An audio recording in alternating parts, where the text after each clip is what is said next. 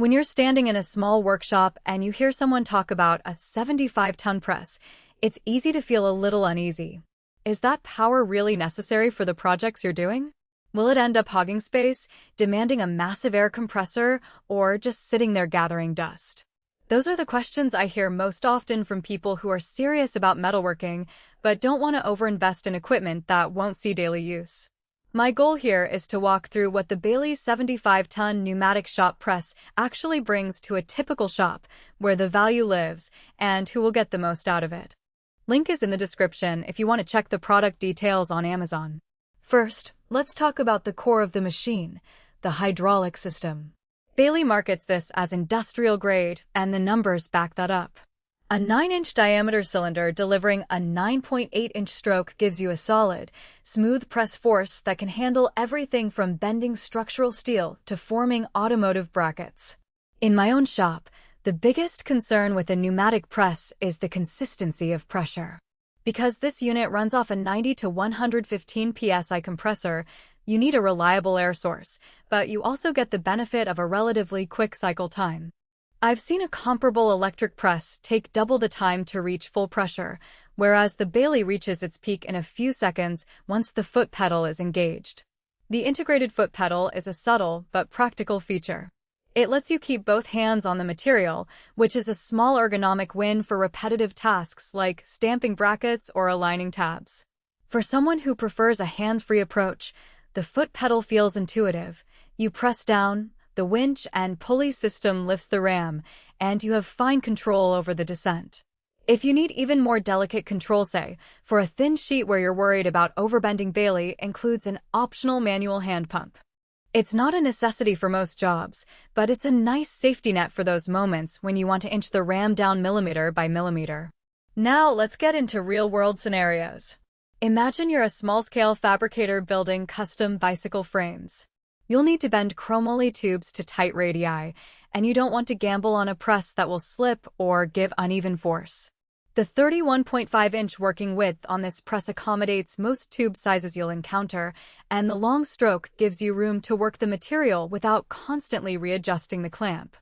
Because the hydraulic fluid stays sealed in an industrial-grade system, you won't be dealing with leaks that could contaminate a clean work environment.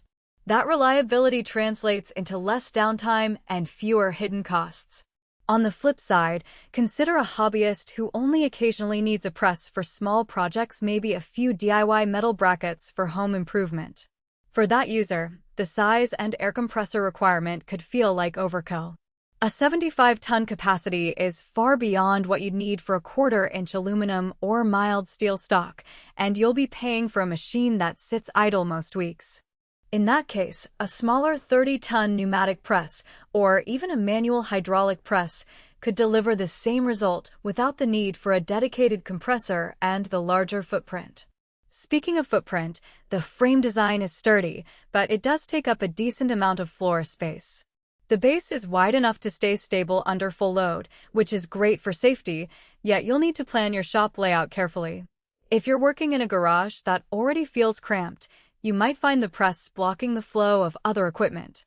On the other hand, if you have a dedicated workbench area, the press can become the centerpiece for any bending or forming task, and its size actually helps absorb vibration, keeping the rest of your tools steady.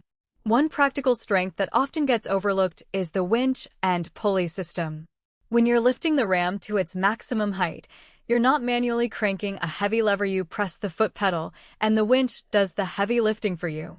This saves both time and effort, especially when you're doing batch production where you need to raise and lower the ram dozens of times in a row. I've seen users with smaller presses spend extra minutes repositioning the ram each cycle. With Baileigh's system, you can focus on aligning the workpiece instead of wrestling with the machine. Now, let's address the hidden trade-offs. The first is the air compressor dependency. You'll need a unit that consistently delivers 90,115 psi, which typically means a compressor rated at least 510 HP for continuous operation.